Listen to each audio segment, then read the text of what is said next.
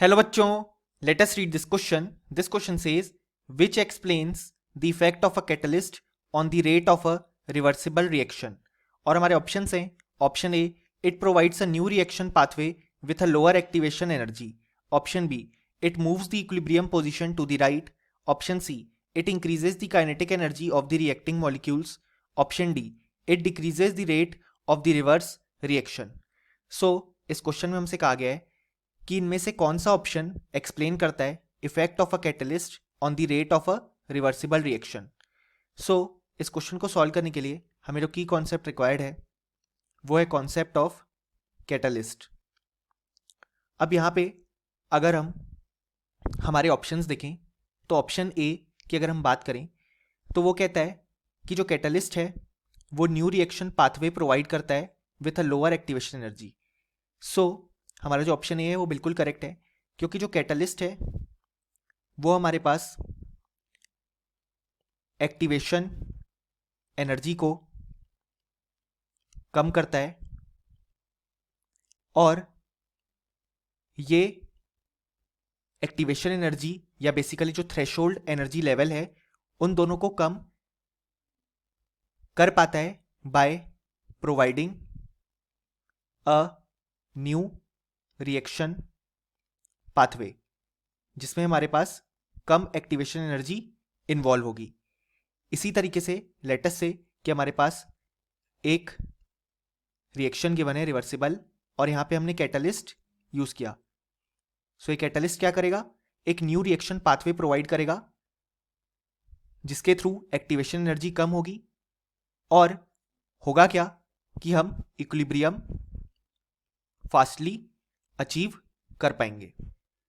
सो हम देख सकते हैं कि जो हमारा स्टेटमेंट ए है वो बिल्कुल करेक्ट है, यानी कि ऑप्शन ए बिल्कुल करेक्ट हो जाएगा क्योंकि ये इफेक्ट ऑफ अ कैटलिस्ट को एक्सप्लेन कर रहा है. अगर हम ऑप्शन बी देखें तो वो कहता है it moves the equilibrium position to the right. ये इनकरेक्ट है क्योंकि यहाँ पे हमारे पास जो कैटलिस्ट होता है वो रेट ऑफ फॉरवर्ड रिएक्शन और रेट ऑफ बैकवर्ड रिएक्शन दोनों को इक्वली ऑल्टर करता है. यानी कि बेसिकली जैसा कि हम यहाँ पे देख सकते हैं कि ये इक्विलिब्रियम रिएक्शन है, यानी कि ए बी में कन्वर्ट होगा और बी ए में भी कन्वर्ट होगा साइमल्टेनियसली.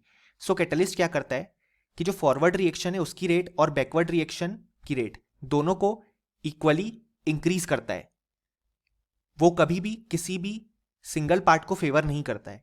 इसलिए जो हमारा ऑप्शन बी है वो इनकरेक्ट हो जाएगा क्योंकि ये कहता है कि it moves the equilibrium position to the right. यानी कि इसका मतलब ये है कि वो फॉरवर्ड रिएक्शन का रेट ज्यादा बढ़ा रहा है, इसलिए ही इक्विलिब्रियम राइट में मूव होगा. लेकिन ऐसा नहीं होता है क्योंकि जो कैटलिस्ट है वो फॉरवर्ड और बैकवर्ड रिएक्शन दोनों की रेट को इक्वली चेंज करता है. अब अगर हम यहाँ पे ऑप्शन सी देखें तो वो कहता है it increases the kinetic energy of the reacting molecules. ये भी इनकरेक्ट है क्योंकि हमने देखा कैटलिस्ट एक्टिवेशन एनर्जी को लोअर करता है. यहाँ पे काइनेटिक एनर्जी का कोई रिलेशन नहीं है और यहाँ पे जो भी होगा वो दोनों पार्ट के साथ होगा, यानी कि रिएक्टेंट मॉलिक्यूल्स के साथ भी और प्रोडक्ट मॉलिक्यूल्स के साथ भी, क्योंकि हमने देखा कि जो कैटलिस्ट का इफेक्ट है वो फॉरवर्ड और बैकवर्ड रिएक्शन दोनों की तरफ होता है.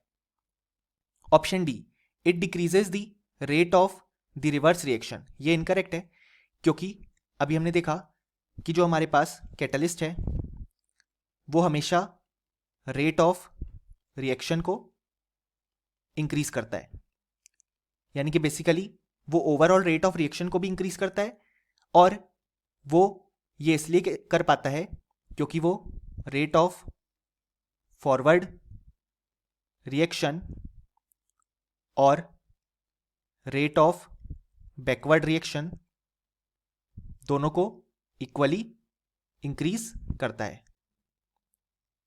लेकिन हमारे स्टेटमेंट में गिवन है कि वो रेट ऑफ रिवर्स रिएक्शन को डिक्रीज करता है. सो ये इनकरेक्ट हो जाएगा.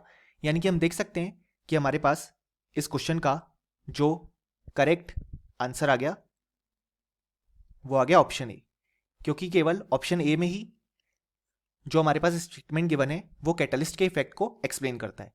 Hope you understood well. Best of luck.